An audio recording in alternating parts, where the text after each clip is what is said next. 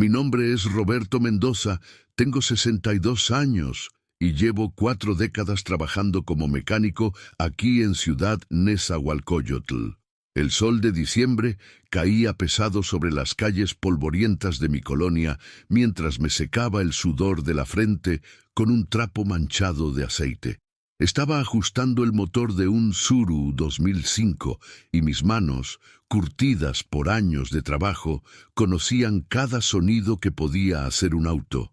«Roberto, ya casi terminas con mi carro», me gritó doña Carmen desde la entrada del taller. «5 minutitos más, doñita. Ya nomás le ajusto la banda del alternador», le respondí con esa sonrisa que había consolado a cientos de clientes a lo largo de los años. Mi taller Mendoza Hermanos no era gran cosa. 4 muros de concreto, un techo de lámina y herramientas que había comprado de segunda mano hace décadas. Pero era mío. Lo había levantado ladrillo por ladrillo con el dinero que ganaba como mecánico en otros talleres. Recordé cuando era joven y soñaba con tener una cadena de talleres por todo el estado de México. La vida había sido más modesta de lo que imaginé, pero no me quejaba. Tenía trabajo honesto, una esposa que me amaba y un hijo. Bueno, mi hijo Alejandro era tema aparte. «Papá, ¿me prestas 500 pesos?» La voz de Alejandro me sacó de mis pensamientos.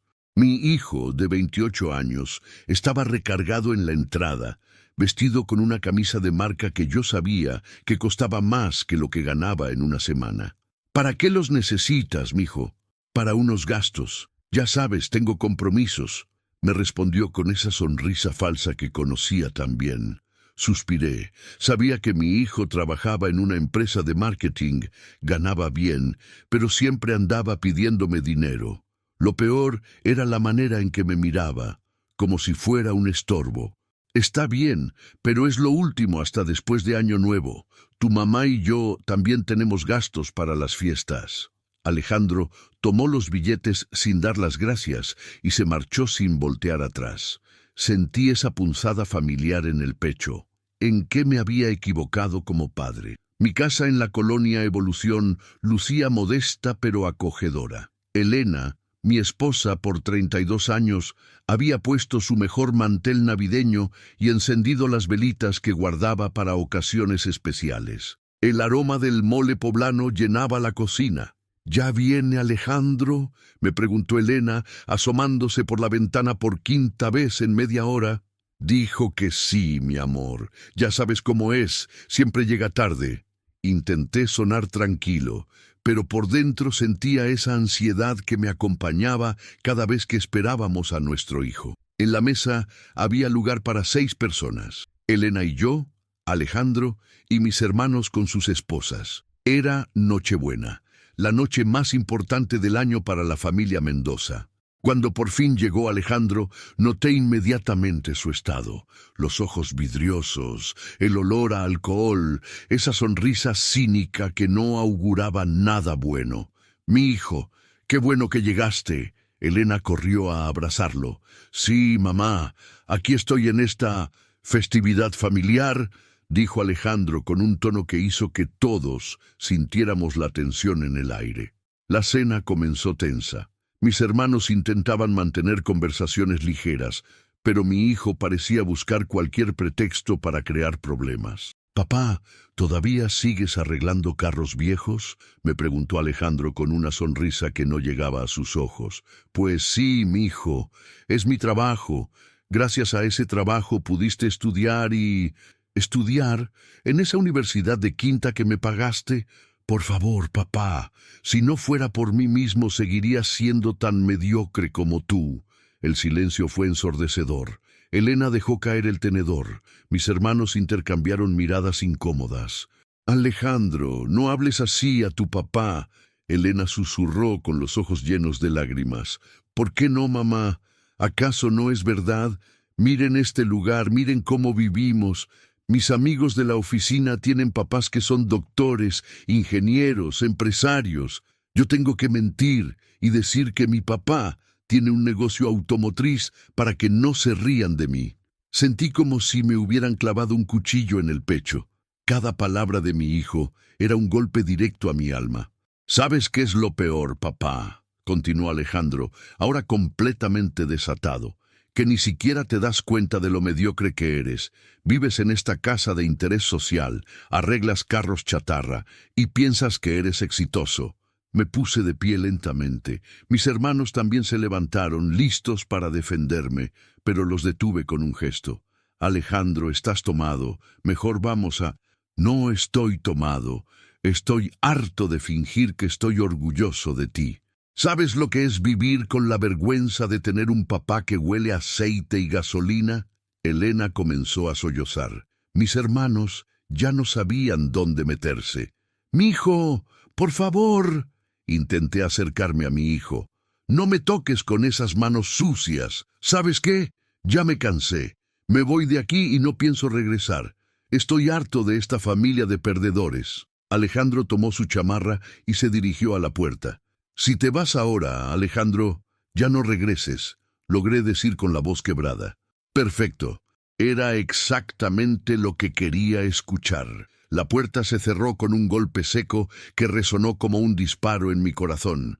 Elena corrió a mis brazos, llorando desconsoladamente. Mis hermanos no sabían qué decir. La Nochebuena más esperada se había convertido en la más dolorosa. «¿En qué nos equivocamos, Roberto?», susurraba Elena entre lágrimas. No tenía respuesta. Solo sabía que el hijo al que había amado y por quien había sacrificado tanto, acababa de destruir mi corazón en pedazos. Los días siguientes fueron un infierno para Elena y para mí. La casa se sentía vacía, a pesar de que Alejandro ya no vivía con nosotros desde hace años. Era el vacío de saber que nuestro hijo nos odiaba, que se avergonzaba de nosotros. Intentaba concentrarme en el trabajo, pero las palabras de Alejandro resonaban constantemente en mi cabeza. Mediocre, perdedor, vergüenza. «Jefe, ¿está usted bien?», me preguntó Raúl, mi empleado de confianza, al ver que había estado inmóvil frente al motor de una camioneta por 20 minutos. «Sí, Raúl, solo estoy pensando», pero no estaba bien. Cada cliente que llegaba, cada peso que cobraba por mi trabajo, me recordaba las palabras crueles de mi hijo. ¿Realmente era un mediocre? ¿Había fracasado como padre? Elena tampoco estaba mejor. Había intentado llamar a Alejandro 3 veces, pero él no contestaba. Dejó mensajes de WhatsApp que quedaron sin responder. «Roberto, ¿tú crees que somos malos padres?», me preguntó una noche mientras cenábamos en silencio. «No lo sé, Elena, ya no sé nada». Una semana después de Nochebuena, mientras revisaba el aceite de un auto, escuché que alguien gritaba mi nombre desde la calle. «Roberto Mendoza, ¿es usted Roberto Mendoza?». Era un hombre trajeado, claramente no del rumbo. Llevaba una carpeta en las manos y parecía nervioso. «Sí, soy yo. ¿En qué le puedo servir?». «Soy el licenciado Martínez, del bufete jurídico Hernández y Asociados. Necesito hablar urgentemente con usted. ¿Podríamos ir a un lugar más privado?». Sentí un escalofrío. ¿Problemas legales? ¿Algún cliente insatisfecho? ¿Alejandro había hecho alguna tontería? En la pequeña oficina improvisada de mi taller, el licenciado Martínez abrió su carpeta con manos temblorosas. «Señor Mendoza, lamento la forma abrupta de presentarme, pero he estado buscándolo durante meses. ¿Conocía usted a un tal Aurelio Mendoza Ruiz?». Fruncí el ceño. Ese nombre me sonaba familiar, pero lejano. Aurelio era hermano de mi papá. Se fue a Estados Unidos cuando yo era niño. Nunca más supimos de él. «Exacto. Bueno, señor Mendoza, lamento informarle que el señor Aurelio Mendoza falleció hace 6 meses en Houston, Texas». Sentí un vacío en el estómago. Aunque no había conocido bien a mi tío, era familia. «Lamento escuchar eso, licenciado. Pero no entiendo por qué...». «Señor Mendoza, su tío Aurelio murió sin hijos, sin esposa. Durante años trabajó en la industria petrolera en Texas, invirtió su dinero sabiamente y, bueno, lo nombró a usted como su único heredero». Me quedé inmóvil. ¿Heredero? ¿De qué? «No entiendo, licenciado. Mi tío se fue de México siendo muy pobre». «Sí, pero en Estados Unidos prosperó muchísimo. Señor Mendoza, usted acaba de heredar 38 millones de dólares. Sentí que el mundo se detenía. Las palabras del licenciado parecían venir de muy lejos. ¿Podría repetir eso? 38 millones de dólares, señor Mendoza. Hay propiedades en Houston, cuentas bancarias, inversiones. Todo está a su nombre. Me levanté de la silla y caminé hacia la ventana. Vi mi taller, mis herramientas viejas, a Raúl trabajando en un carro. 38 millones de dólares. Era una cantidad que no podía ni imaginar. ¿Está usted seguro de que no hay un error? Completamente seguro. Aquí están todos los documentos. Su tío dejó muy claro en su testamento que todo era para Roberto Mendoza Jiménez, hijo de Esteban Mendoza, de Ciudad Nezahualcóyotl, México. Tomé los papeles con manos temblorosas. Ahí estaba mi nombre, mi dirección, todo correcto. ¿Qué tengo que hacer? Hay algunos trámites legales, por supuesto, pero en unas semanas todo será suyo oficialmente. Llegué a casa esa noche como zombi. Elena estaba viendo televisión, esperándome con la cena caliente como siempre. ¿Cómo te fue en el trabajo, mi amor? Me senté a su lado y la miré fijamente. Elena, necesito contarte algo que va a cambiar nuestras vidas para siempre. Le conté todo. La visita del licenciado, la herencia, los 38 millones de dólares. Elena me escuchaba con los ojos cada vez más grandes. ¿Me estás hablando en serio, Roberto? Completamente en serio. Mira los papeles. Elena revisó los documentos, leyó las cifras una y otra vez. Roberto, somos millonarios. Sí, Elena, somos millonarios. Nos abrazamos y lloramos. Lloramos de alegría, de sorpresa, de miedo, de confusión. 32 años de matrimonio, viviendo de quincena en quincena, cuidando cada peso. Y ahora, ¿qué vamos a hacer, Roberto? No lo sé, mi amor. No tengo idea. Esa noche no dormimos. Hablamos de todo, de los viajes que podríamos hacer, de la casa nueva que podríamos comprar, de cómo podríamos ayudar a mis hermanos, a los vecinos, pero también hablamos de Alejandro. ¿Se lo vamos a decir?, me preguntó Elena. Guardé silencio por largo rato. No lo sé, Elena. Después de lo que nos dijo, después de cómo nos humilló, pero es nuestro hijo, Roberto. Es nuestro hijo que se avergüenza de nosotros, que nos llamó mediocres y perdedores. Recordé cada palabra cruel, cada gesto despectivo de Alejandro en Nochebuena. Vamos a esperar, decidí finalmente. Vamos a ver si él da el primer paso. Si realmente nos ama, debería disculparse sin saber del dinero. Pasaron 3 semanas. Seguía yendo al taller todos los días, pero ya no por necesidad. Los trámites de la herencia estaban casi completos. Pronto tendría acceso a una fortuna que jamás soñé poseer, pero algo extraño había pasado. En lugar de sentirme eufórico, me sentía vacío. El dinero no había borrado el dolor de las palabras de Alejandro, si acaso lo había intensificado. ¿Sabes qué es lo más doloroso, Elena?, le dije una tarde mientras caminábamos por el parque de la colonia. Que Alejandro tenía razón en algo. Yo sí era pobre, sí vivía modestamente, pero nunca pensé que eso fuera motivo de vergüenza hasta que él me lo dijo. Elena tomó mi mano. Roberto, tú nunca fuiste mediocre. Criaste a un hijo, construiste un negocio de la nada, trabajaste honradamente toda tu vida. El dinero no cambia lo que ya eras, un hombre bueno. Pero ¿y si Alejandro regresa ahora que sabe del dinero? ¿Cómo voy a saber si realmente me ama o solo quiere mi herencia? Era la pregunta que nos atormentaba todas las noches. Mientras tanto, Alejandro seguía sin contactarnos. Había preguntado discretamente a algunos conocidos y supe que mi hijo seguía trabajando, saliendo con amigos, viviendo su vida como si Elena y yo no existiéramos. Una tarde, mientras estaba cerrando el taller, llegó mi hermano Mario. Roberto, ¿es cierto lo que andan diciendo por ahí? ¿Qué andan diciendo? Que te sacaste la lotería o algo así. La gente dice que tienes mucho dinero ahora. Suspiré. En un barrio como Nesa, los secretos duraban muy poco. Es verdad, Mario. Heredé de mi tío Aurelio, el que se fue a Estados Unidos. ¿Cuánto heredaste? Le conté la cifra. Mario se quedó mudo por varios minutos. Hermano, ¿y qué vas a hacer? Todavía no lo sé, pero sé que no le voy a decir nada a Alejandro hasta que él regrese por su propia voluntad. ¿Y si no regresa? No tenía respuesta para esa pregunta. 2 meses después de Nochebuena, un sábado por la tarde, estaba lavando mi vieja camioneta cuando vi una figura familiar caminando por la calle. Alejandro venía hacia la casa, pero se veía diferente, más delgado, ojeroso, con la ropa arrugada. No tenía esa arrogancia que lo había caracterizado en los últimos años. Sentí que el corazón se me aceleraba. Elena, que estaba regando las plantas, también lo vio y corrió hacia la casa. «Roberto, viene Alejandro». «Ya lo vi». Alejandro se detuvo frente a la reja. Nos miramos durante varios segundos sin decir palabra. «Papá», dijo finalmente con voz quebrada.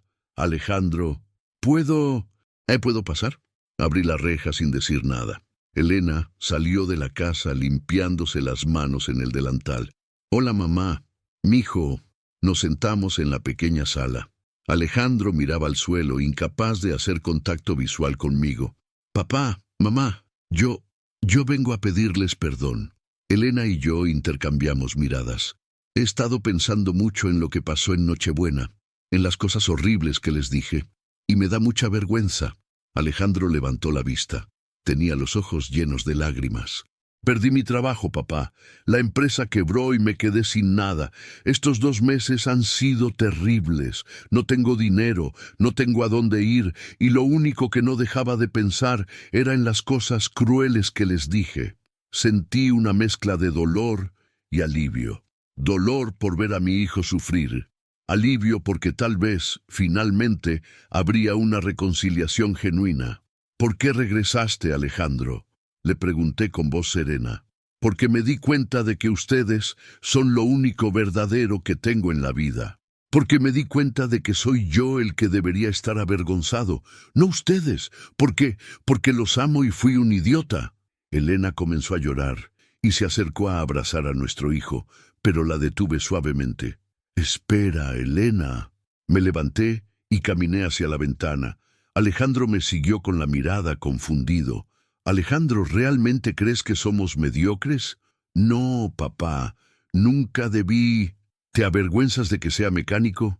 «No, papá, estaba borracho, estaba enojado conmigo mismo y si te dijera que las cosas han cambiado, que ya no somos pobres». Alejandro frunció el ceño. «No entiendo, papá». Me volví hacia mi hijo. «¿Me amarías igual si siguieras siendo el mismo mecánico pobre de siempre?» «Por supuesto que sí. Papá, vengo aquí a pedirles perdón, no importa si tienen dinero o no». «¿Y si te dijera que ahora soy millonario?» Alejandro se quedó inmóvil. Los ojos se le abrieron enormemente. «¿Qué?» «Heredé $38 millones de mi tío Aurelio». Alejandro se puso de pie de un salto. «¿38 millones? ¿En serio?» Vi cómo la expresión de mi hijo cambiaba. Había una luz diferente en sus ojos. Una emoción que no tenía nada que ver con el arrepentimiento que había mostrado minutos antes. «Papá, ¿por qué no me dijiste? Somos ricos, ya no tienes que trabajar en el taller. Podemos comprar una casa en las lomas, un carro del año». Sentí que el corazón se me partía de nuevo. Alejandro había caído en la trampa exactamente como temía. «Alejandro», le dije con voz fría, «¿viniste aquí por nosotros o porque necesitas dinero?» «No, papá, vine porque los amo, pero qué increíble que ahora tengamos dinero. Podemos...» «Sal de mi casa». «¿Qué?» «Que salgas de mi casa, Alejandro». Elena me miró sin entender. «Pero Roberto...» «No, Elena, ¿no ves lo que pasó? En cuanto mencioné el dinero, se olvidó del perdón, se olvidó del arrepentimiento. Solo puede pensar en gastar mi herencia». Alejandro se veía confundido y asustado. «Papá, no es cierto. Yo realmente...» «Alejandro, cuando llegaste aquí hace media hora, dijiste que venías a pedir perdón, que te habías dado cuenta de que nos amabas. ¿Era verdad?» «Sí». «Entonces demuéstralo. No con palabras, con acciones». Alejandro salió de mi casa más confundido que cuando llegó. Me quedé en la sala, con Elena a mi lado. «Roberto, ¿no fuiste muy duro con él?» «Elena, Nuestro hijo debe aprender que el amor no se puede comprar. Si realmente quiere nuestro perdón, debe ganárselo. Pasaron 3 meses. Durante ese tiempo, Elena y yo recibimos la herencia completa. Compramos una casa más grande, pero seguimos viviendo modestamente. Seguí trabajando en mi taller, no porque lo necesitara, sino porque amaba mi trabajo. Un día, Raúl llegó corriendo al taller. Jefe, venga a ver esto. Salí y vi algo increíble. Alejandro estaba ahí, pero no como el joven arrogante de antes. Tenía overol de trabajo, las manos sucias, y estaba limpiando la banqueta frente a mi taller. Alejandro, mi hijo, se volvió. Se veía diferente, más maduro, más humilde. Hola, papá. ¿Qué haces aquí? Estos 3 meses conseguí trabajo en otro taller. Aprendí lo que es trabajar con las manos. Aprendí lo difícil que es ganarse la vida honradamente. Alejandro se acercó a mí. Papá, no vengo a pedirte dinero. No vengo a hablar de la herencia. Vengo a pedirte que me enseñes tu oficio, que me permitas trabajar contigo, ganándome el sueldo como cualquier empleado. Sentí que se me llenaban los ojos de lágrimas. Quiero ser como tú, papá. Quiero ser un hombre honorable que se gana la vida con trabajo honesto y quiero ganarme tu perdón día a día, no con palabras bonitas. Abracé a mi hijo. Después de tantos meses de dolor, finalmente tenía a mi verdadero hijo de vuelta. Mijo, le susurré al oído. Siempre te amé, siempre te voy a amar, pero ahora finalmente estoy orgulloso de ti. Elena llegó corriendo desde la casa y se unió al abrazo. Los 3 lloramos juntos, pero ahora eran lágrimas de alegría. La herencia seguía ahí. Los 38 millones seguían en el banco, pero había ganado algo mucho más valioso. Había recuperado a mi hijo. Alejandro trabajó en mi taller durante 2 años, aprendiendo el oficio, demostrando día a día que su arrepentimiento era genuino. Cuando finalmente le hablé de cómo podríamos usar juntos la herencia para ayudar a la comunidad, para crear empleos, para ser una familia unida, Alejandro ya era el hombre que siempre soñé que fuera. A veces, las traiciones más dolorosas nos enseñan las lecciones más valiosas. Y a veces, el verdadero tesoro no es el dinero que heredamos, sino el amor que recuperamos. Mi historia les enseña que el valor de una persona no se mide por su cuenta bancaria, sino por la honradez de su trabajo y la nobleza de su corazón, y que el verdadero perdón no se pide con palabras, sino que se gana con acciones.